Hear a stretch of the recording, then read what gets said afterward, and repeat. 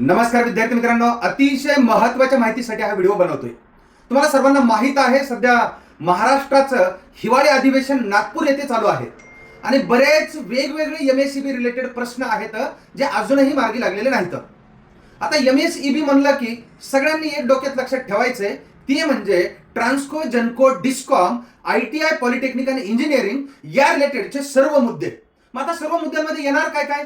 मागे ज्या काही रिक्रुटमेंट आल्या त्यांच्या 100% जागा भरणे हे त्या सर्व मुद्द्यातला सगळ्यात महत्त्वाचा मुद्दा।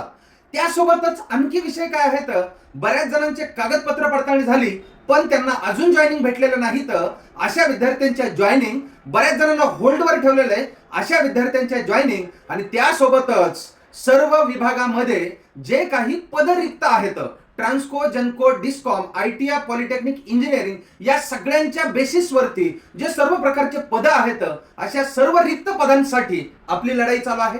आता 12 डिसेंबर रोजी सकाळी 11 वाजता यशवंत स्टेडियम नागपूर येथे जमा व्हायला मी तुम्हाला सांगितलेलं आहे।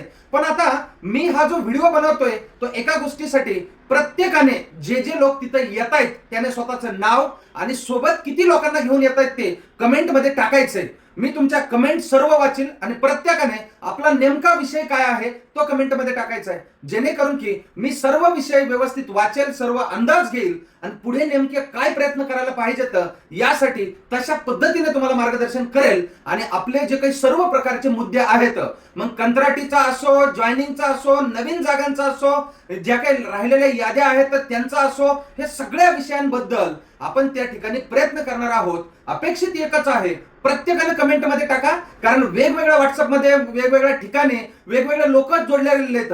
मग मला कळण्यासाठी सगळ्यांनी एकत्र या व्हिडिओच्या कमेंट मध्ये टाका, जेणेकरून की मी ते सर्व विषय व्यवस्थित वाचेल, हाताळेल आणि काय पुढे पाऊल उचलायला पाहिजे आपण सर्वांनी त्यासाठी पुढील मार्गदर्शनपर व्हिडिओ त्या ठिकाणी जारी करेल। मला अपेक्षित आहे सगळ्यांपर्यंत तुम्ही हा व्हिडिओ पाठवाल आणि आपल्यावर होत असलेल्या अन्यायाच्या विरोधात आपल्या सर्वांना लढण्यासाठी एकत्र कराल। एवढंच बोलतो, थांबतोय। धन्यवाद।